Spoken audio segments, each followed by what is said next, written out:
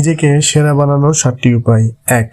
আপনি জিমে যান, নিদেন পক্ষে দৌড়ান, এগুলো কিছুই সম্ভব না হলে ঘন্টাখানেক হাঁটুন। আবার খাবারের তালিকা থেকে ভাজা পোড়া বাদ দিন। প্রচুর পানি খান, চিনি বাদ দেওয়ার চেষ্টা করুন। ছোট ছোট এরকম নিয়মই আপনার স্বাস্থ্য ও সৌন্দর্যগত পরিবর্তন আনবে। 2. ঘুম থেকে উঠে 10 মিনিট মেডিটেশন করুন।